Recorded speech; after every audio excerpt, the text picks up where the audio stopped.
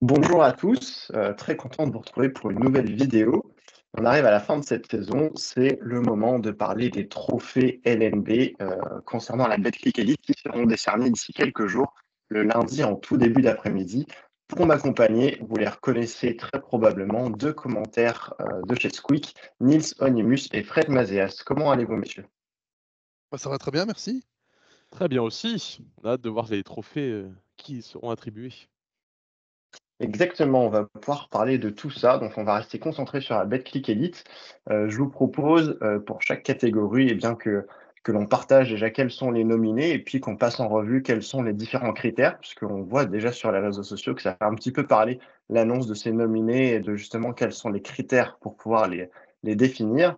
Allez, si on se lance, je vous propose qu'on s'intéresse tout de suite au trophée du meilleur jeune. Et pour rappel, l'an dernier, celui qui avait remporté ce trophée-là, c'était Victor Wembanyama.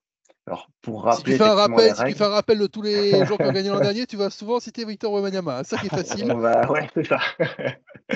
Pour rappel, pour être éligible à cette catégorie, il faut être né en 2004 au plus tard et avoir joué l'équivalent d'un certain nombre de minutes. Voilà, donc ce qui réduit aussi le nombre de joueurs éligibles à cette catégorie. Et parmi les trois nominés, nous avons donc, sans surprise, Zachary Rizaché, Tidjane Salin et Melvin Agença. Que pensez-vous de ces choix, messieurs? Sans surprise. Effectivement, c'est le mot Ouais. qui va le mieux. Non, pas de surprise et voilà, une logique absolue d'avoir les trois là. Maintenant, les départager, c'est plus difficile, même si je pense qu'on peut assez facilement établir un 2-3. Voilà.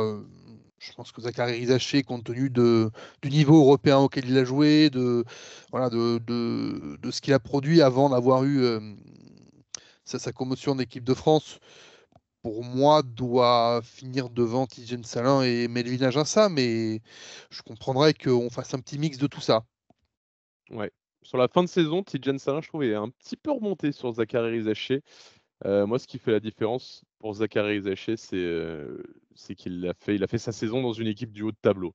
Je ne veux pas prendre en compte l'Europe, comme Fred l'a dit, mais de jouer à un tel niveau dans une équipe qui joue le haut de tableau, pour moi, ça fait la différence par rapport à Tidjane Salin et Melvin Aginsa.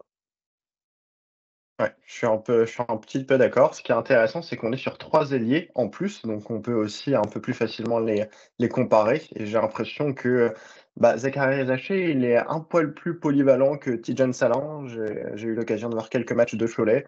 J'ai l'impression que Tidjane Salin, vu son gabarit physique très intéressant, il se repose peut-être un petit peu trop encore sur son tir à 3 points quand Rizaché va un petit peu plus être agressif vers le cercle. Et j'avoue que ça, c'est quelque chose qui me plaît particulièrement.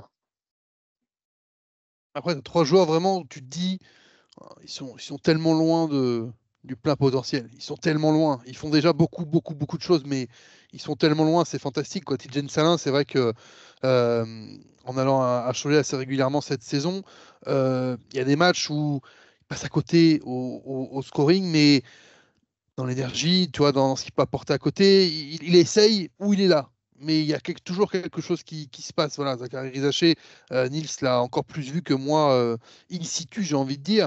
Euh, mais il y a vraiment trois joueurs où tu te dis, ça peut aller très très haut, quoi. Et ce qui est bien, c'est que les Ouais. trois sont de très très forts défenseurs, surtout. Enfin, on les juge sur l'attaque parce qu'en défense, les trois, c'est élite en fait.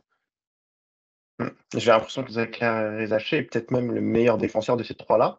En tout cas, c'est ce qu'avait l'air de penser dans son équipe Fred Fotou en Coupe d'Europe quand on lui posait la question sur les performances un petit peu mitigées en ce moment de Zachary Rizaché. Il a très clairement dit que c'était le meilleur défenseur de l'équipe. Donc ça montre vraiment son potentiel, effectivement, comme tu le disais, Fred.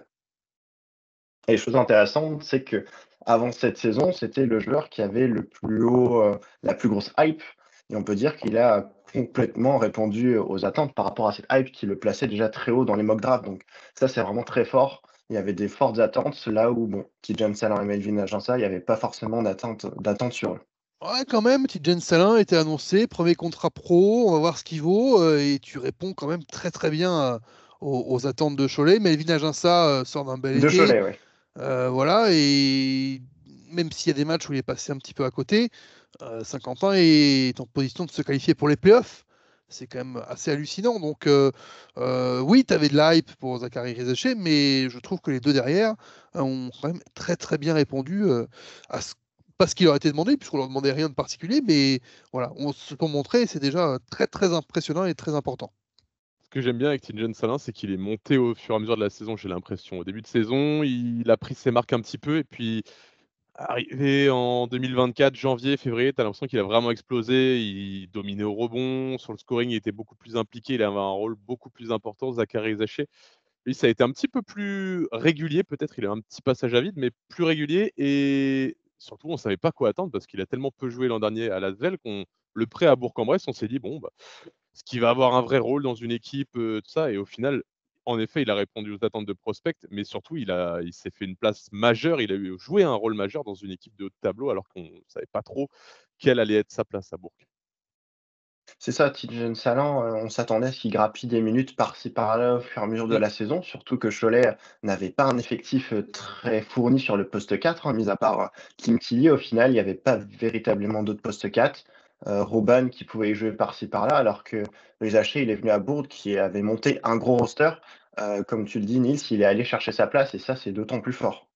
Et très tôt dans la saison, Tidjane Salin, il a dû répondre présent et un petit peu step up parce que très tôt dans la saison, il y a Kim Tilly qui se blesse, au pied de mémoire et du coup, bah, manque de poste 4 et ben, vas-y Tidjane, c'est toi et pour le coup, c'est là qu'il a, je pense, pris beaucoup de confiance et répondu aux attentes. C'est ça. Bon, si vous deviez faire un choix, sachant que vous avez dû voter, vous, en tant que journaliste, est-ce que vous pouvez un petit peu nous éclairer sur le joueur que vous avez choisi? Moi, je t'ai déjà à peu près répondu, hein, je pense, hein. Je pense que voilà, il y a Ajaccio qui est un petit peu derrière parce que moins exposé, avec Saint-Quentin, je pense. Mais voilà, je pense que Zachary Rizaché, je pense, devrait être élu meilleur jeune devant Tidjane Salin et devant, Melvin Ajaccio. Je pense que le trio de tête, le trio, la place du trio, c'est comme ça. Ouais, je suis d'accord avec Fred. Rizaché 1, Salin 2, Jansa 3. Et je vous suis, je mets une pièce dans la machine et donc pour nous, Zachary Zaché sera le meilleur jeune de la saison. Prochain trophée, très intéressant également, celui de meilleur défenseur. Là aussi, c'était Victor Wembanyama qui avait raflé ce titre la saison dernière. Alors avant de parler des 3 nominés, qui sont, John Brown III, Tyson Ward et Alpha Diallo, j'aimerais vous entendre un petit peu sur les critères. Selon vous, quels sont, les critères qu'il faut prendre en compte pour justement décider du lauréat de ce trophée? C'est peut-être le trophée le plus difficile à donner Oui, je suis d'accord. parce que, tu te dis: «Est-ce que je prends en compte uniquement la valeur individuelle du défenseur, ce qu'il apporte aussi, dans le collectif?» Tu vois, quand on va parler du MVP, ça paraît évident que tu dois prendre tous les aspects du jeu en compte. Là, c'est plus délicat à venir. Donc, John Brown, eu égard à tout ce qu'il apporte à Monaco, ça me paraît assez simple. Tyson Ward aussi. Alpha Diallo, est-ce que, un joueur de Saint-Quentin ne manque pas, dans ses trophées, quand tu vois ce que Saint-Quentin a fait en défense depuis le début de saison? Heu, Est-ce que les Parisiens avec Tyson Ward, les Parisiens qui sont vraiment, à mettre tous une intensité folle, des 2 côtés du terrain? Est-ce que tu sors un défenseur particulier de Paris? Voilà, il y a beaucoup de questions qui sont, pas faciles à répondre sur ce trophée de meilleur défenseur. Hem, bon, après John Brown semble, tu te dis défense en Betclic Elite, tu l'associes assez vite à John Brown. Peut-être encore aussi parce qu'on est influencé par l'Euroleague. Ouais, moi c'est ça, c'est que j'ai l'impression en Euroleague, tu te dis ça, mais tu as moins la sensation et aussi parce qu'il joue moins, mais John Brown, on sait que c'est un gros défenseur, mais en Betclic, ça me frappe moins qu'en Euroleague, en fait. C'est ça, c'est pour ça que le trophée est difficile à donner. Mais on te dit meilleur défenseur, tu vas peut-être l'associer tout de suite à John Brown, Ouais, trompé ou pas par l'Euroleague, mais ça semble assez vite réglé ouais. sur les Moi, trois qu'on nous a donnés. par rapport à ce que Fred a dit, je suis d'accord sur le fait que c'est le plus dur à donner. Non seulement parce que quels critères tu prends, mais aussi parce que cette saison, genre, j'ai pas l'impression qu'il y ait un garçon qui sort du lot en te disant: «Waouh, lui, OK, cette saison, il a tout tué en défense», comme ça pouvait être le cas l'an dernier avec Victor Wembanyama, par exemple. Puis à Paris, oui, tu sors, Tyson Ward là. Moi, par exemple, tu vois, le joueur qui symbolise le plus le sacrifice, la défense et tout à Paris, c'est, Mikael Jantunen, que j'aurais mis peut-être plutôt à la place de Tyson Ward. Et le côté, est-ce que tu prends le collectif? Bah, moi, un garçon qui m'a vraiment marqué pour le coup défensivement cette saison, c'est Armel Traoré. Mais dans l'une des pires défenses de Betclic Elite. Donc tu fais quoi? Est-ce que tu le mets dans les trophées ou pas? En ça, je trouve que oui, le trophée le plus de défenseur meilleur défenseur de l'année est le plus compliqué à donner cette année. Très clairement, ouais. Et quand on s'intéresse à des joueurs des grosses équipes, comme c'est le cas pour Paris et Monaco, tu te rends compte en plus que les joueurs de ces effectifs-là, ils ont un temps de jeu relativement, on va dire faible, hein, ils jouent 20 minutes, enfin que ce soit John Brown, Alpha Diallo, Tyson Ward, ça joue 20 minutes, une vingtaine de minutes. Donc effectivement difficile de. Est-ce que c'est pas difficile de récompenser aussi un joueur qui joue 20 minutes? Ça me choque moins sur le temps de jeu. Tu vois, si sur 20 minutes, tu as un impact défensif qui est monstrueux, Ouais. c'est pas gênant que tu joues 20 minutes pour moi. Par contre, on C'est n'a pas cité Bourg-en-Bresse, c'est le même problème, hein. C'est que, voilà. en fait, la défense, c'est tellement un Pareil. travail collectif que les meilleures défenses du championnat, bah, c'est du travail collectif et c'est dur de ressortir un garçon. Alors souvent, les intérieurs, ils ressortent un petit peu plus parce que tu as les rebonds, parce que tu as les contres dans les statistiques, tu regardes un petit peu, mais c'est dur de ressortir un garçon dans ces équipes-là, quoi. C'est très compliqué, ouais. Pour être honnête avec vous, alors j'ai préparé cette vidéo avant que les nominés soient annoncés et dans les joueurs que j'avais sélectionnés, il y avait Tyson Ward, John Brown forcément, Flandros Fleming, Duportel et Will Rayman de Saint-Quentin. Ouais, Saint-Quentin, tu peux aller chercher effectivement un Will Rayman, peut-être un Ouais. Dominique Olejniczak. Voilà, Moi, je il y a peut-être quelqu'un à aller chercher à Saint-Quentin. C'est peut-être ça le regret, c'est d'avoir deux monégasques là et de mmh. pas avoir Mmh. Ouais, le un autre Diallo, joueur, franchement. un autre joueur d'une autre équipe, tu vois, d'une défense qui a été performante, qu'on a souvent mis en avant cette saison d'ailleurs. Moi, pas Will Rayman, de Saint-Quentin, j'ai sorti Dominique Olejniczak parce que j'ai en tête son match face à Monaco qui gagne à domicile, où il a éteint les intérieurs de Monaco. Motié Younas, tu avais l'impression que c'était un benjamin. Il rentrait dans Olejniczak, il explosait au contact. C'était, incroyable à voir. Elle est très dur le polonais, ouais. Ah, Alors votre choix par rapport à ce que vous avez dit, j'ai quand même l'impression que ça se porte sur John Brown, mais j'ai envie de dire un petit peu par non, défaut.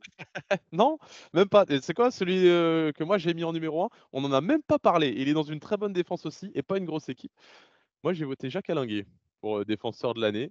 Un des seuls joueurs que tu Jaco. retrouves dans le top statistiques, interception et contre, et un garçon, quand tu le vois arriver sur le terrain, tu sais que ça va défendre, tu sais qu'il y aura très, très peu d'erreurs. Tu sais que sur tout ce que tu attends d'un intérieur en défense, il sera là, sur les step out, sur les prises à 2 et les aides, de l'opposé. En fait, il fait pas beaucoup d'erreurs. Il est dans une défense qui est top 5, j'ai plus, Ouais, exactement, Dijon était top 5, ouais. 3e défense de Betclic Elite. Il est à 9e à l'interception, 11e au contre et le tout en 19 minutes. Donc, comme j'ai dit, je ne voyais pas de garçon se dégager vraiment dans l'aspect visuel défensivement. Donc, Jacques Allinguet, Défenseur reconnu du championnat, effectivement, ouais. en plus. J'ai été Et toi, Fred? j'ai été plus conservateur que Nils. J'ai été plus conservateur que Nils et j'ai été à ce qui me semblait être l'évidence. John Brown III. Voilà. Mais c'est le trophée qui m'a le plus embêté, entre guillemets. Je comprends. Je comprends et je vous propose maintenant d'aller nous diriger vers un trophée que Victor Wembanyama n'a pas remporté l'année dernière, puisqu'on va parler du Ouh. meilleur coach. C'est ce que j'allais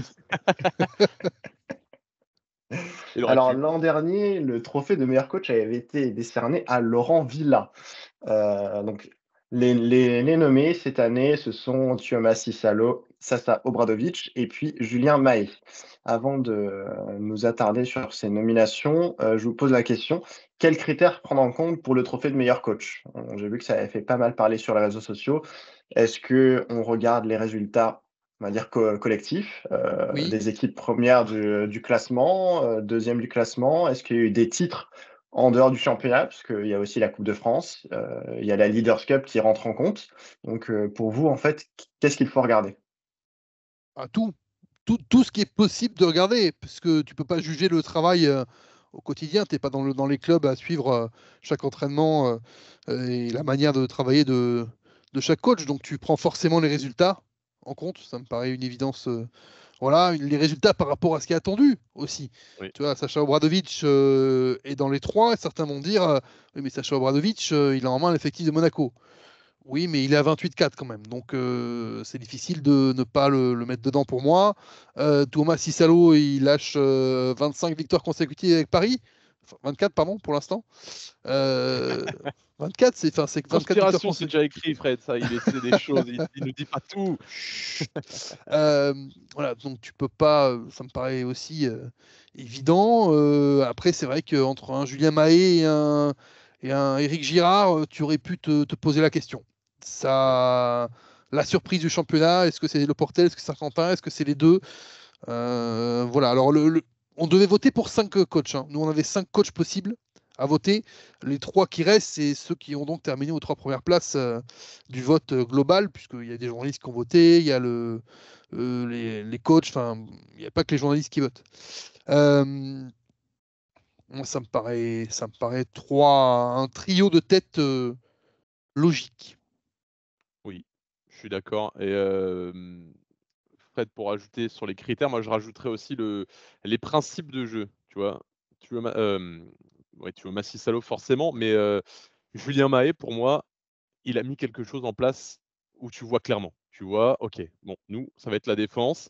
Ces joueurs, il faut les faire adhérer au projet, ça a été le cas, avec un jeune groupe en plus. Donc ça rajoute un petit quelque chose sur Julien Mahé, le fait que tu aies un vrai fond de jeu et tu vois le projet, quoi. Parce que tu as peut-être un petit peu moins chez Éric Girard. Tu vois que le Portel joue bien, tu vois un petit peu moins enfin, c'est moins criant, en tout cas, le projet de jeu. Et après, sur les résultats, oui, comme tu dis, Fred, Sacha Obradovic, 28-4, solide. J'avoue que j'ai un petit peu plus de mal sur, Sasa Obradovic, étant donné que, je pense que même si tu mettais TJ Parker à la tête de Monaco, Monaco Ah! ferait ce bilan-là, que Monaco n'a rien gagné, ni la Leaders Cup, ni la Coupe de France. Donc pour l'instant, Monaco, leur saison, il leur reste que le championnat à jouer. Pour l'instant, j'ai envie de dire que c'est un échec par rapport à ce qu'ils devraient remporter. Après, c'est pareil, tu vois, si sur le défenseur, on se dit, ou sur le meilleur jeune, on dit, il faut pas compter ce qu'on a fait en Euroleague. Pour Sacha Obradovic, tu peux pas compter ce qui a été fait en Coupe de France, c'est pas de la Betclic Elite. Tu peux pas compter ce qui a été fait en Euroleague, c'est pas de la Betclic Elite. Il faut compter que la Betclic Elite, et dans ce cas-là, tu ne prends en compte que les 28 matchs gagnés et les 4 perdus, et la Leaders Cup. Donc, si tu prends en compte que ça, voilà, tu enlèves un petit peu de déception de Coupe de France, une déception d'Euroleague, je ne sais pas si on peut parler d'une déception, quand tu vas au match 5 quand même des quarts de finale.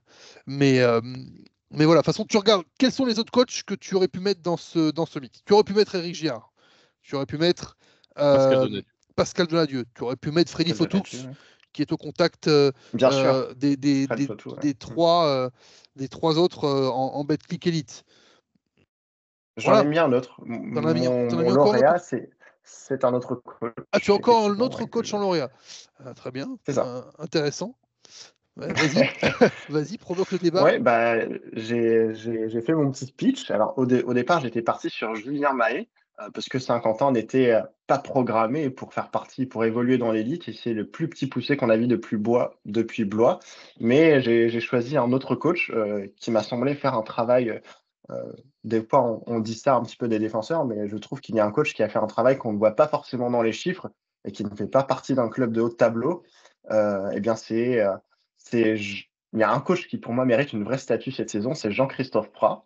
À Ouais. Gravelines, ils ne parleront plus de l'ère JC pour avant Jésus-Christ, mais ils parleront de l'ère JCP pour Jean-Christophe Prat. Il a repris vraiment un club qui était à l'agonie, qui a commencé avec 9 défaites consécutives, 10 puisqu'il a perdu son premier match. Et le BCM n'a clairement pas été aidé. Ils ont perdu leur salle, ils ont eu des blessures. Et pour moi, il a repris, en fait, il a redonné de l'espoir à tout un peuple. Donc rien que pour ça, moi, je donnerais en fait ce trophée-là à Jean-Christophe Roy. Il a fait vraiment je sais pas, quelque chose d'assez exceptionnel. Et Très intéressant. ça mérite un petit bout d'histoire. Très intéressant. Jusqu'à lui donner le coach de l'année, ça me paraît un peu abusé. Mais oui, très intéressant comme raisonnement. Sachant qu'il a repris une équipe qu'il n'avait pas construite à la base. Donc oui, bien sûr. là, on parle vraiment de la valeur aussi intrinsèque du coach, de ce qu'il dégage, de son management. Et je trouve que c'est quelque chose de très fort. Non, tu pars à 0-10 et tu termines, laisse-moi vérifier exactement le classement, à 12-21. À 12-21, il reste un match, donc effectivement, tu as fait 12-11 dans la. Donc tu avais une équipe quasiment qui avait un rythme de play-off. Après, est-ce que, ouais, même sur, tu vois, cette deuxième partie de saison, on va dire, pour Gravelines, est-ce que Jean-Christophe Prat et le jeu de Gravelines t'a marqué comme le jeu de Julien Mahé à Saint-Quentin a pu te marquer, comme un Thomas Cisalo t'a marqué avec Paris en marchant sur tout le monde depuis le 27 janvier? Sur la défense, Ils n'ont pas le marqué sur BCM, les gens, mais franchement, ils sont très costauds. sur la défense, pour moi, ce qu'il a mis en place, c'est pas très très loin de ce qu'a fait Julien Mahé avec Saint-Quentin, hein, Jean-Christophe Prat. À partir du moment où il prend en main, les chiffres, ils sont très solides pour le BCM quand même en défense. Ils ont accroché Monaco, ils ont accroché Lasvel. Non, ils étaient vraiment très très solides. Et les matchs qu'il fallait gagner, ils ont pas gagné. Ils ont dominé. Enfin, forcément face à des équipes de bas de tableau, mais ils avaient leur concurrent principal qui était Rouen. Rouen n'a pas existé dans ces deux matchs, quoi. Gravelines a mis les mains sur les deux matchs et terminé bonsoir, hein. Après, je suis d'accord avec Fred. Je suis pas sûr que tu puisses quand même lui donner. Enfin, le travail est remarquable et exceptionnel. En effet, niveau coaching, c'est très fort, mais je suis pas sûr que tu puisses quand même, que je lui donnerais quand même le titre de coach de l'année. Tu as envie de récompenser quand même les garçons qui sont Ouais, Thiamas tout en haut, Cissalo, quoi. Ouais. c'est normal. Mais en tout cas, je tenais à le nommer puisque son nom est revenu dans à peu près aucune discussion et je trouve que c'est un coach à qui il faut donner vraiment du crédit, surtout au regard de la situation compliquée qu'a vécu Gravelines, plus de salles. Enfin, c'est vraiment quelque chose Non, mais d'incroyable ce qu'a vécu Gravelines cette saison. tu vois, en votant pour 5 coachs différents, ça te laisse aussi la latitude pour faire ça et aller chercher des coachs effectivement qui sont un peu, entre guillemets, moins sous le radar immédiat.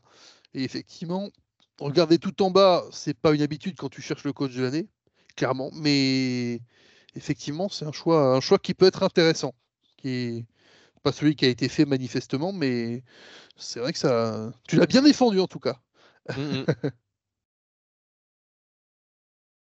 Alors, du coup, pour conclure sur ce trophée-là, votre choix, messieurs? Je pense que, eu égard au titre à la Leaders Cup, eu égard à ce qui était attendu de Paris et ce qu'ils ont réalisé, qui est d'aller chercher une deuxième place, d'aller chercher un titre, en plus du titre européen qui ne doit pas rentrer en compte, mais qui est quand même là, face à une autre équipe française en plus. Je pense que Tuomas Cissalo va le récupérer.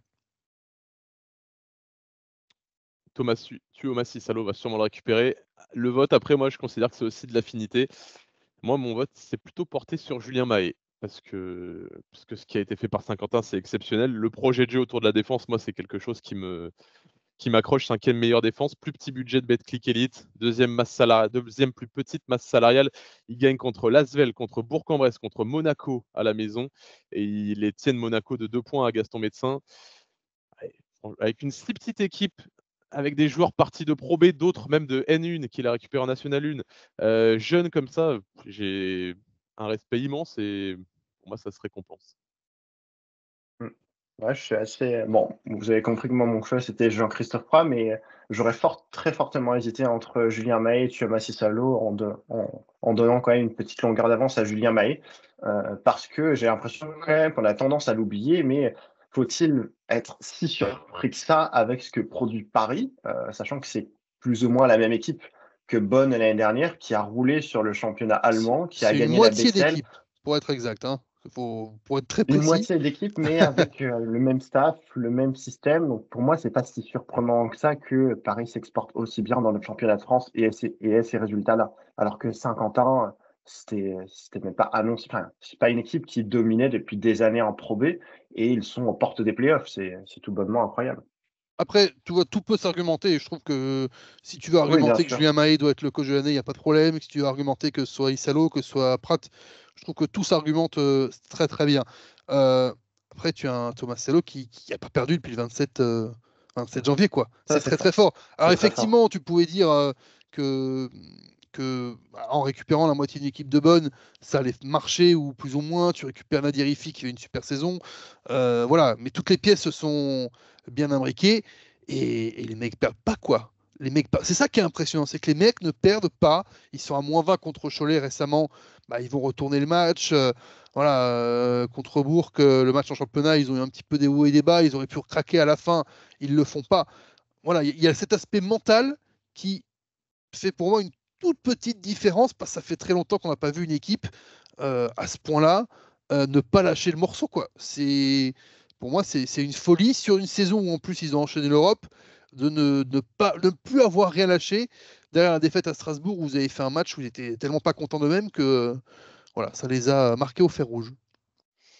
Ce qui est fou, c'est qu'on parle même pas de Sacha Obradovic pour le titre, Ouais, alors que le bilan, il est incroyable, quoi. Et on peut dire oui, l'effectif, tout ça, mais en fait, c'est totalement différent. C'est du management, en fait. Sacha Obradovic, c'est réussir à gérer le groupe, à impliquer tout le monde, que sur les matchs de Betclic, après avoir joué Barça, Real, Panathinaikos, bah, ces joueurs soient encore impliqués, de trouver les garçons qui vont avoir envie de jouer le week-end. Tu vois, Mathieu Strazé, la saison qu'il fait, Elio Kobo en Betclic Elite aussi. C'est totalement différent, mais c'est tout aussi respectable. Et je me demande si comme, je sais pas si Sacha l'aura pas au final. ouais, et puis tu parles d'une saison où tu as enchaîné aussi Voilà, on parlait de l'Europe pour Paris. À Monaco, c'est 34 matchs d'Euroleague Ouais, bah oui. encore. Il y a des semaines à 3 matchs. Enfin, c'est fou. Il y a des semaines, tu fais.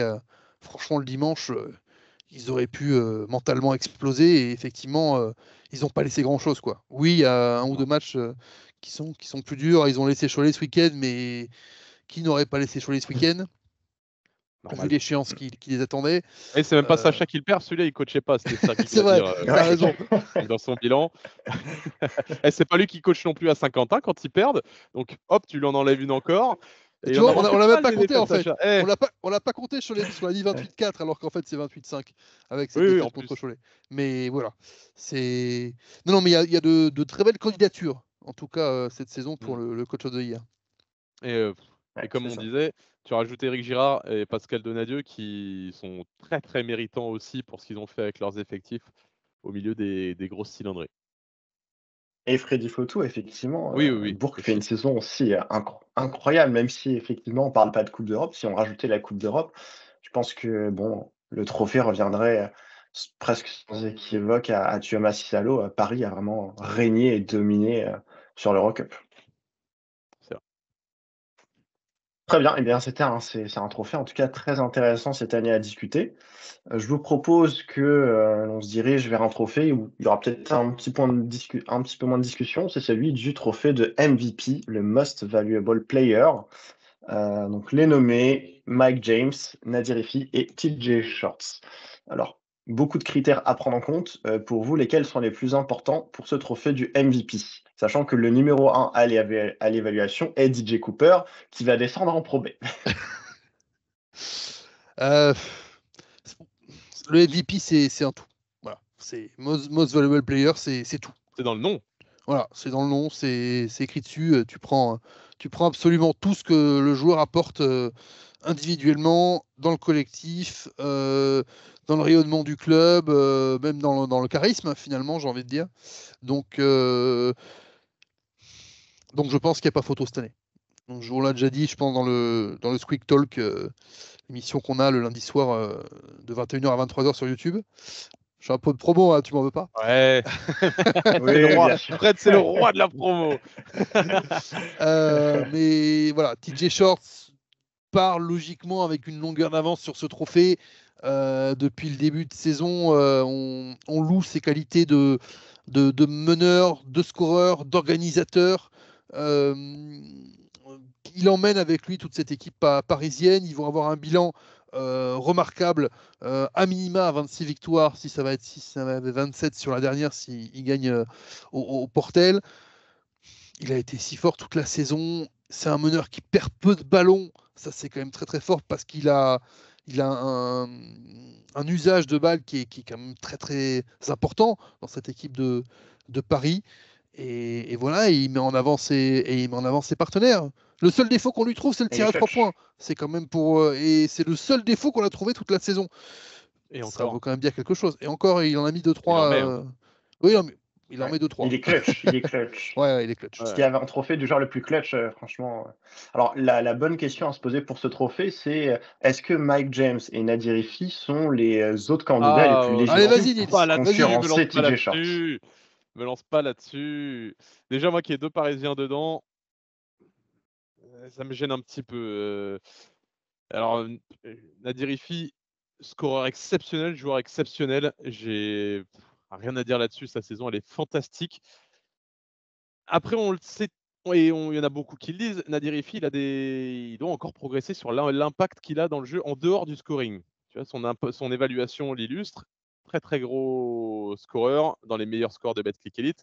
Dans l'évaluation, on le retrouve un petit peu moins. Donc j'ai un petit peu du mal à le mettre dans le MVP parce que pour moi, tu peux pas mettre uniquement un scoreur dans le titre de MVP dans la discussion. Je l'aurais pas mis dans mon top 3. Je l'ai pas mis dans mon top 3, Nadir Hiffi. Mike James, moi j'ai aussi un problème là-dessus, c'est qu'il joue pas. Alors il est là dans les très gros matchs, parce que je sais que Fred va m'attaquer là-dessus. Je te Il est là, laisse, vas-y, développe il est là tranquillement. dans les très gros matchs, Mike James de Betclic Elite, mais déjà il joue pas tous les matchs, il en a joué quand même pas mal, j'ai pas la stat en tête, mais pour moi c'est pas le meilleur monégasque cette saison en fait, Mike James. Moi, Eli Okobo mérite davantage sa place dans Et ce top Yokobo, 3 ouais. que Mike James. Eli Okobo, alors en fin de saison, il est repassé au scoring derrière Mike James pour les monégasques, mais il me semble qu'il a encore la meilleure éval. Et puis à la passe, en fait, et dans l'impact. On parlait d'impact dans les critères sur l'équipe. Eli Okobo, cette année, dans l'impact, ça a été le monégasque avec Mathieu Strazel qui a le plus montré la voie. Dans les matchs un petit peu compliqués où il s'était accroché, c'était lui qui avait les rênes, qui dans l'intensité était toujours irréprochable. Il n'y a pas un match où Eli Okobo en betkick il a dit ouais, j'ai pas envie aujourd'hui. Donc Okobo plutôt que Mike James pour moi. Mike James me choque pas complètement dans les 3. Moi, j'ai en Non, tête moi non plus. Mais son buzzer beater quasiment contre Saint-Quentin, même s'il restait une seconde.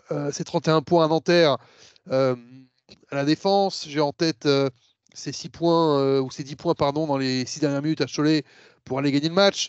Alors oui, forcément, en Betclic Elite, il a moins d'impact, ou il est moins visible qu'en Euroleague, entre guillemets, parce qu'il s'use beaucoup en Euroleague, mais il est là quand même quand il faut, donc ça me choque moins. Nadir Hiffi, c'est pareil. Tu vois, tu as TJ Shorts qui est Hannibal et Nadir Hiffi, c'est Looping. Donc Nadir Hiffi, je l'aurais mis un petit peu plus loin, moi. Effectivement, je l'aurais pas mis dans les 3. Je pense que dans les 3, il fait une saison incroyable. Le scoring, il est fou. Il met des paniers qui sont des dingueries.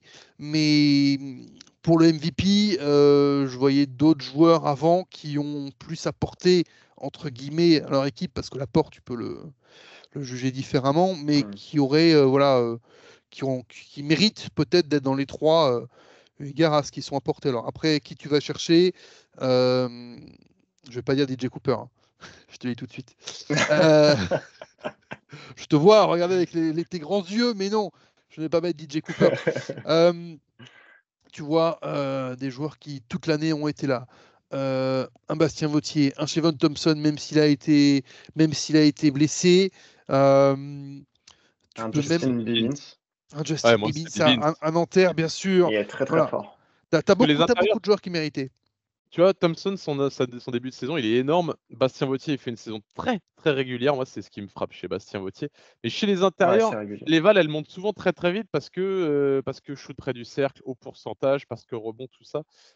Mais Justin Bibbins, si tu regardes ses statistiques, elles sont folles. Et Nanterre, Il est 5e. incroyable. Alors, à Nanterre, tu as des Rodriguez, Fall et tout, mais je sortirais vraiment Bibbins des 3 et j'avais envie de le récompenser. Ouais, c'est possible. Après, ça te fait Idem, 3, ça t'aurait ouais. fait 3 trois meneurs quasiment, C'est vrai. avec que tu prennes Okobo ou James, même si tu peux décaler Okobo. Voilà, donc oui, je pense que la Dirifi est peut-être. L'intrus, c'est dur, hein. Pas intrus, on va pas dire intrus parce que c'est Non. pas le mot, mais Non, le euh, mot est un peu fort. peut-être un peu haut.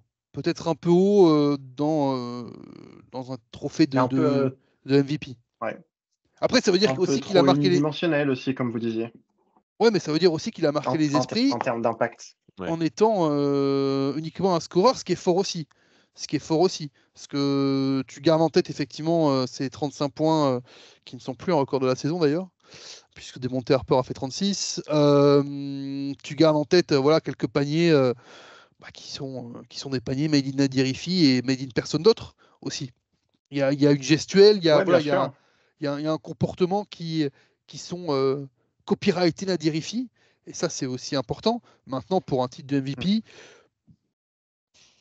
non. C'était bien d'avoir un Français Dans aussi son dans équipe, il a le meilleur scoreur actuel, hein. TJ Short, aujourd'hui, est un poil devant Nadirifi en termes de scoring. Oui, mais combien de passes pour TJ Short, combien de passes pour Nadirifi, par Ah ouais. exemple? Si tu parles justement juste Oui, bien sûr. des statistiques, tu vois. Donc, TJ Short a une longueur d'avance pour moi, ça paraît assez évident eu égard à l'impact qu'il a eu sur le championnat. On savait que c'était un joueur très fort, mais le montrer jour après jour, journée après journée, en cumulant la Coupe d'Europe, même si Nils, je sais que tu vas me dire, ouais, mais on compte pas la Coupe d'Europe. Je vais te le dire, mais pas avec ce ton-là, hein. Ah, pas avec ce ton-là. On compte pas la Coupe d'Europe, d'accord. Euh, voilà, il a trop marqué les esprits pour ne pas avoir ce titre-là, je pense, TJ Short. Ouais. Puis surtout, C'est on ça. parlait de valeur, mais il y a quelques C'est ce matchs que où j'allais TJ dire. Short Ouais. passe un petit peu à côté et tu vois que Paris, quand TJ Short, il est un petit peu à côté, et de suite, c'est plus compliqué. Donc vraiment, il a un rôle, et un impact, très, très important sur Paris et c'est ce qu'on recherche chez le MVP de Betclic Elite, en fait. Ouais, et quand il passe à côté, C'est il ça. fait, il fait quand même 11 points et 7 passes, quoi. Et Donc, aussi. Mm. donc, Et c'est d'autant plus fort dans des effectifs, dans des gros effectifs à rallonge. On enlève un Mike James à Monaco, comme on le disait, bah, Ty Okobo, en fait, qui est là pour porter l'équipe. Si tu enlèves un TJ Shorts à Paris, bon, certes, il y a Nadirifi, mais qui est pas du tout dans le même profil de jeu. Et je pense que Paris n'aurait pas du tout fait la même saison sans un TJ Shorts. non, pareil pour Justin Mibbins C'est à ça. C'est pour ça que Nanterre. je mettais Ouais, bien Justin sûr. Bibbins devant Nadirifi. Ouais, tu as probablement raison. Voilà. Mais Très moi, je bien, voulais bon, j'ai effectivement l'impression voir, qu'on tu est vois, sur une évidence. un petit Bastien Vautier, un petit Chevon Thompson qui ont été aussi quand même des joueurs importants cette Ouais. saison. Après, c'est plus difficile de ressortir des joueurs derrière, sur de Saint-Quentin ou de Cholet, des choses comme ça, pour aller sur un titre de MVP. Je pense Ou que même Devante Jones, hein, qui a exprimé sa frustration sur les réseaux sociaux. Le Mans ne fait pas une bonne saison, pas qualifié en playoff. Difficile c'est ça qui le pour tue, hein, Devante à Jones. Devante Jones. Bah ouais, Mmh. clairement. Le MVP, C'est- ce que tu attends surtout, c'est qu'en fait, tu portes ton équipe, vers des victoires. C'est bien de faire des stats, d'être dans les meilleurs marqueurs, les meilleurs passeurs, meilleurs éval, c'est bien, hein, mais Et DJ Cooper. ouais, c'est pareil. Ah et après il est dans les 15, tu vois, DJ C'est Cooper, ça, hein. alors, est-ce que tu mets DJ Cooper et Ouais, pas, mais non, Devante Jones? c'est Ouais, pour moi, impossible. moi, Jamais je il mets faut plutôt mettre DJ Devante Cooper Jones, tu vois? MVP, ce serait une raison. ôte-moi d'un doute, Ah, bien DJ sûr. Cooper a été au All-Star Game. Ouais, Devante Jones Il a aussi. été Devante Jones All-Star était Game. au All-Star Game aussi, tu vois. Et moi, j'aurais pas mis DJ Cooper au All-Star Game, mais c'est une autre question. C'est pour le spectacle. J'ai bien compris que c'était pour le spectacle, mais pareil, le résultat collectif était pas suffisant, à mon sens. Mais et voici ce qui plombe Devante Jones, c'est que voilà, Le Mans a fait du yo-yo toute la saison, mais du yo-yo entre la 10e et la 14e place. Donc oui, Mmh. tu avais des performances collectives. Oui, il y a quelques matchs où il a été très fort et il a porté son équipe, mais pas Il n'a forcément à des pas fait victoires. gagner. Donc c'est pour ça aussi qu'il a moins marqué les gens. TJ Shorts, il fait 20 points, 10 passes et Paris gagne. Même DJ Cooper, tu vois, il fait des matchs, il a fait un match à 20 passes décisives, 18? J'ai C'est plus en tête possible. le C'est À possible. 20, je crois, hein. Minimum 16. Ouais. ouais. Donc ça marque aussi les esprits. Devante Jones, il fait des grosses performances toute la saison, régulier, mais ça te marque un petit peu moins. Le Mans a de toute façon fait une saison assez banale et pas très remarqué ni très remarquable. Donc, c'est Nils, logique que Demonte Jones ne soit pas me nominé. lance pas là-dessus aussi. Nils DJ Cooper, il fait 23 pas décisifs contre Ouais, voilà. Boulogne-Levallois. Tu vois, Ouais, mais quand même. Oui, c'est Même contre les Mets. faut les faire les 23. Hein. il fait 10 Oui, points, bien 5 sûr. rebonds, 23 passes. Donc tu vas les garder, les 23 passes. Ça va être un livre d'histoire. Je crois que c'est la Ouais. 4 ou 5e meilleure perf de toute l'histoire de la LNB. Mais tu mettras l'astérix en disant super, Rouen est descendu en Pro B cette saison-là. C'est ça. Et tu parlais du All-Star Game, Fred, dans le trophée des meilleurs jeunes, effectivement, je me l'étais noté. Zachary Rizaché a été sélectionné au All-Star Game quand Tidjane Salin et Medlin Aginsa ne l'ont pas été. Alors certes, c'est un titre un petit peu honorifique, mais ça prouve bel et bien que Zach a peut-être une longueur d'avance sur ses compères. Ouais. Donc pour le titre de MVP, je pense qu'on est tous d'accord pour se dire que TJ Short devrait l'avoir en toute logique. Il nous reste le 5 majeur de la saison à décerner et avant ça, il y a une équipe, dont on n'a pas parlé, dont il n'y a eu aucun nominé, c'est l'Asvel. Ouais. J'y pensais il y a 5 minutes C'est qu'on n'avait pas l'Asvel, nommé ouais. l'Asvel, ouais. Alors, pour le Mais coach bon, de l'année à est-ce qu'il y a une l'Asvel, surprise? non. Ou alors quel coach Lequel? C'est ça. Lequel, ouais. Non, Le ouais, même dans les dirigeant de l'année défenseurs, tu non vois, plus. dans les défenseurs, c'est compliqué aussi de sortir quelqu'un. Non. On aurait pu peut-être nommer Youssouf Fall, en tout cas en parler dans le MVP. Il a une Il arrive, très il grosse arrive, il arrive. évaluation, un très gros impact. Il a un très, très gros impact, Youssouf Fall, cette année, au sein de l'Asvel. Il arrive chez moi dans un Ah, instant. Très bien. voilà. Alors vas-y, commence par nous donner ton 5 de la saison. On aura compris, donc il y aura Youssouf Fall en poste 5. Il y aura Youssouf Afal. Alors les postes, on s'est pas fait un vrai 5 majeur, hein, faut le dire aussi. On s'est dit intérieur, extérieur, mais on n'a pas voulu faire meneur, arrière, ailier très très cadré. Donc oui, Youssouf Afal en pivot parce que notamment sa fin de saison, il a marché sur la Betclic Elite à l'intérieur et qu'il fallait quand même bien récompenser à un moment l'Asvel qui réalise quand même, alors peut-être pas la saison qu'on attendait, mais qui est quand même là. Avec lui à l'intérieur, on en a parlé, Bastien Vautier pour sa régularité. Donc, on va le décaler en poste 4. Bastien est capable de prendre un tir à 4-5 mètres quand même. Donc, Bastien Vautier sur le poste 4. Et puis les 3 extérieurs, je vous en ai parlé sur le titre de MVP. Elio Kobo, TJ Short, Justin Bibbins. Ça fait 3 meneurs, même si Elio Kobo peut être décalé en 2 pour moi, voire allez, poste 3 de petite taille, Elio Kobo. Mais du coup, ouais, c'est mon 5. En fait, Nils, il veut jouer à 3000 à l'heure. Il veut mettre Bibin Sokobo, Ouais, il veut c'est mettre ça. des contre-attaques dans tous les sens. Allez, rebond assuré, on envoie Oui. sur les petits, Ouais. Youssouf et Bastien Vautier, ils restent derrière. Si jamais il faut Ça aller va être un chercher peu plus Platini, compliqué niveau suivre, cardio pour Tyler. Youssouf, mais On n'a pas Youssouf, parlé des il va en avoir remplaçants marre au encore. bout d'un moment de courir, hein, mais C'est vrai. Que faire de ce 5 majeur À part mettre TJ Shorts en poste 1, qui paraît assez évident. Moi, poste 5, j'ai pas envie de mettre Youssouf Afal, même si je reconnais très facilement l'impact qu'il a eu.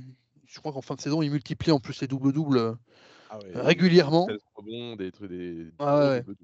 des gros doubles-doubles, mais oui, pareil, l'Asvel un petit peu derrière et décroché. Finalement, tu dis, on n'a pas récompensé l'Asvel, mais l'Asvel va finir, je regarde et je vérifie, 3e. va finir 3e, S'il 24 gagne à victoires, Roanne, ouais. 25 victoires. Oui, voilà, il en manque peut-être un tout petit peu. Pas beaucoup, mais peut-être un tout petit peu. Je reviens au 5. TJ Shorts, donc. J'ai envie quand même de donner le poste 5 à Shevon Thompson. Parce que sans lui, Nancy avait une tête très différente pendant un moment. Même s'il y a eu des difficultés avant qu'il se blesse. Et ensuite, c'est plus délicat. Est-ce que Isaiah Mike au poste 4 ne mérite pas un petit coucou? Ça s'entend. Est-ce qu'un Tyson Ward au poste 3, vu la saison de Paris, je ne mettrai pas Tyson Ward? Et est-ce que je vais aller dans le sens de Nils? Est-ce que Elio Kobo au poste 2 ne serait pas là? Ça me paraîtrait être un 5 de la saison raisonnable. Tu peux me le Et récapituler ton assez 5? sympathique. T'as dit TJ Short, Sokobo, Ward, Thompson. Mike, Thompson. Et du coup, tu as voté, enfin, dans tes candidats au MVP, tu mets Mike James, mais tu le mets pas dans ton meilleur 5. Bah, pas forcément. C'est marrant. Le meilleur 5, c'est poste 1.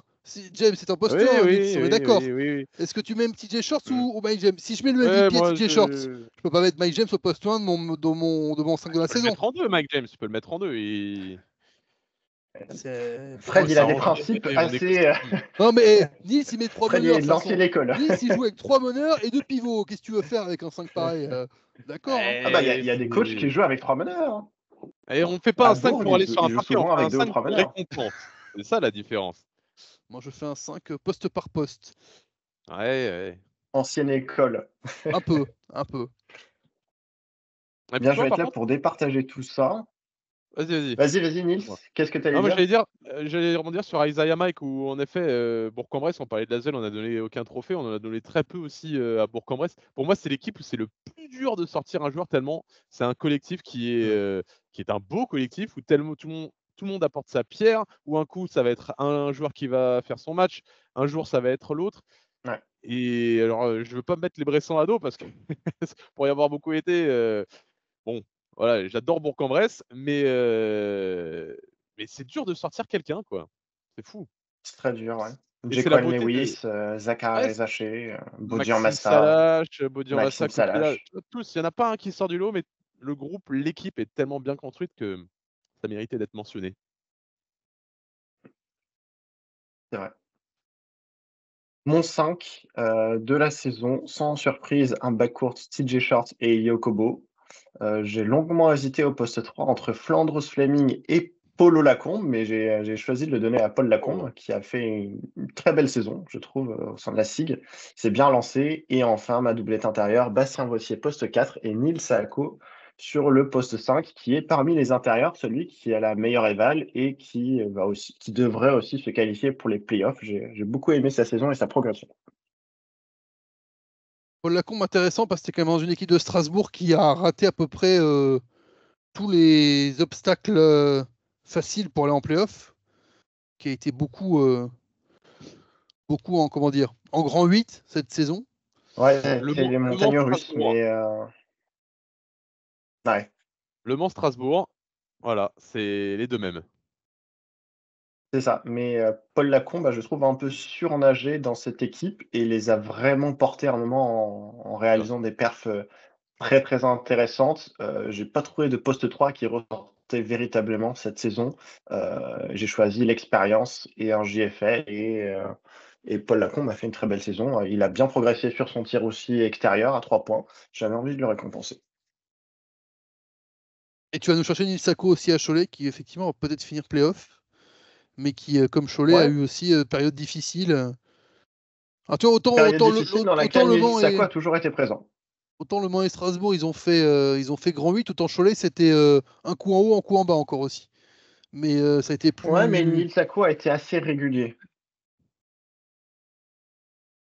Il a été régulier, je trouve qu'il a pas beaucoup de matos en fait autour de lui. Dans la raquette, on le disait, au poste 4, il n'y a pas grand monde. Il en a manqué un à Cholet toute la saison. Ils ont fait ouais, c'est ça, il en a poste manqué 4 un toute la saison. Au niveau secteur extérieur, il n'a pas non plus été aidé. Quand Craig Randall était là, c'était bien, il avait un petit peu plus de talent offensif, mais Cholet n'a pas forcément un effectif pour aller en playoff selon moi. Aussi le nombre de shoots qu'il prenait, Craig Randall. C'est ça. Craig Pacman, quoi. Chaque fois, il gobait un shoot sur chaque attaque. Exactement. Non, mais intéressant. Ça nous fait des beaux 5 majeurs. Ouais, Nils Saako. Shevon Thompson, il a pour moi vraiment dégringolé depuis sa blessure. Ça fait pas 2-3 matchs, ça fait quand même 6 ou 7 matchs où clairement il est plus dedans. Nancy a recruté Godwin Omenaka, Bruno Sangalamata a repris du temps de jeu. Donc non, je ne pouvais pas décemment mettre Shevon Thompson dans mon 5 de la saison. Nancy n'allant pas faire les playoffs non plus. Aussi. Ça s'entend. Mais dans ce cas-là, pourquoi pas Ibrahima Falfaye à Nanterre, tu vois? Ouais. J'aurais pu. Même un Youssouf Afal en vrai. Ou un Youssouf Afal, oui. Même un Youssouf Afal, effectivement. Ouais. Un Fall, quoi. J'aurais pu. Un Fall. Les Fall Guys, quoi. C'est ça. Moustapha Fall. Ah non, mince. À titre de comparaison, l'an dernier, le 5 majeur de la saison, alors accrochez-vous bien, c'était Matt Morgan, Nando De Colo, Ronald March, Wemby et Shikoko. Ça avait de la gueule.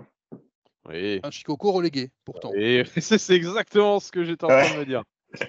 Ouais, ça fait débat. Hein. c'est ça. Très bien, messieurs. Est-ce que vous avez quelque chose, à rajouter, des choses que vous avez oublié de mentionner? Qu'on se retrouve sur Squeak très vite. À part ça, Bah, lundi soir! je pense que c'est lundi soir sur YouTube, et puis pour les matchs qui nous restent à venir, hein, Mardi? Je crois que ça commence mardi les playoffs, il me semble. bah, on a les playoffs de la Ligue féminine déjà qui continuent, puisque la finale arrive. On a les playoffs LNB qui vont nous concerner. On a le Final Four Euroleague. Voilà. On a Land of Brothers épisode 5 qui arrivera à un moment donné pour conclure tout ça. Voilà, voilà ce qu'on peut rajouter dans la fin de saison. Du bon programme. Alors votre, prédiction pour le vainqueur des playoffs, ce serait Ah qui? non, pas ça, terrible. Oh, la question piège. Qui va gagner les playoffs cette saison? Moi, je dis Monaco, ils sont obligés maintenant en plus. Il y aurait eu le C'est un- Final Four d'Euroleague, ils auraient performé, tu peux te dire: «Ouais, relâchement après, ça va être compliqué», surtout que les demi-finales arrivaient juste après le Final Four. Là, sans le Final Four d'Euroleague, c'est le seul titre qu'ils vont aller chercher, ils vont être concentrés les garçons à mon avis, ça va être dur de les prendre. Même pour Paris, même pour l'Asvel, je vois pas quelqu'un d'autre que Monaco pour le titre. Sachant que je suis très mauvais parieur, ne me suivez pas. Ouais, moi aussi. Je vais rester comme Nils, c'est être conservateur et dire doublé de Monaco. Je suis assez d'accord, ouais, Monaco a montré que quand ils étaient sérieux, Paris avait beaucoup de mal à rivaliser. Il y aura plus de soucis de gestion de temps de jeu, de management, vu que, bon là maintenant, hein, ils sont pratiquement en vacances, hein, plus de Final Four d'Euroleague. Bon, ils ont l'effectif pour pianoter, tranquillement et ouais, non, ils sont quand même Mon au-dessus. Bah, c'était mon plus 20, je crois, seul en petit championnat, doute hein. ouais. Contre Paris, c'est plus Ouais, 20 à la maison, et c'est plus serré à. C'était à Bercy d'ailleurs? Oui, c'était à Bercy. C'était plus serré, mais parce que mmh, Paris avait fait un run dans les 3-4 ouais, dernières c'est ça. minutes pour revenir tout près. Mon seul petit doute, c'est comment le vestiaire va vivre l'élimination en quart de finale. Est-ce que ça va rester soudé pour aller chercher le titre? Est-ce que, il va y avoir des tensions parce qu'on n'a pas obtenu ce qu'on voulait, en Euroleague? Ça, on ne sait pas comment ça se passe en interne, mais c'est le seul truc qui peut mettre une épine dans le pied de Monaco pour le titre, pour moi. Après, pour m'auto-compléter, oui, en championnat, ça n'avait pas été serré au match aller, ça avait été un peu plus dur au match retour. En Leaders Cup, Paris a tapé Monaco. Ouais. Après, ça va être une série, évidemment, mais sur un match, sur deux matchs, voilà, Paris a montré que bah, ils étaient capables. Ils se sont peut-être mis aussi en confiance avec cette victoire-là. Et ils se sont montrés qu'ils pouvaient les jouer, même si maintenant, les playoffs, effectivement, Monaco doit avoir une approche différente avec cette élimination en quart de l'Euroleague. Ouais, ça va être compliqué d'aller les chercher. Très bien, on serait donc sur un doublé de l'AS Monaco. Back Je vous to back. remercie. Un back-to-back, très juste. Avant peut-être un grand remue-ménage à l'intersaison du côté de Monaco, vu qu'il y a déjà des rumeurs. Peut-être que les rumeurs vont aussi jouer sur l'aspect mental de certains joueurs, monégasques. Fais comme les plus grands sportifs. On prend les matchs les uns après les autres. Voilà. C'est ma phrase préférée cette année, vu, vu l'activité qu'on a eue sur Squeak. Les matchs les uns après les autres. C'est ça. Eh bien, c'est une très belle phrase pour finir. Donc, on le rappelle, dernière journée de Betclic Elite qui commencera dès demain, samedi 11 mai, et puis le début des playoffs qu'on attend tous avec impatience dès mardi. Tout ça à retrouver grâce à Squeak et sa super équipe de commentateurs. C'est bien de finir sur un beau Merci, compliment comme messieurs. ça fait plaisir. Merci. Ah, vous en avez besoin, il faut du soutien. Vous n'avez pas été épargnés, et pourtant vous faites un très bon travail. C'est gentil. Merci beaucoup. Et Merci plaisir. messieurs, on pourra ressortir nos différentes punchlines dès lundi à 14h, puisque, je le répète, l'annonce des lauréats pour les trophées LNB de Betclic Elite seront annoncés sur les réseaux sociaux dès lundi à 14h. On verra si on avait tapé juste ou pas. Un plaisir d'avoir participé. Merci beaucoup. Merci beaucoup pour l'invitation, ouais. Bah, avec plaisir, revenez quand vous voulez, et puis je vous dis à très vite sur les réseaux ou bien ailleurs dans les salles de basket. Au plaisir. À très vite. Ciao, ciao. Salut!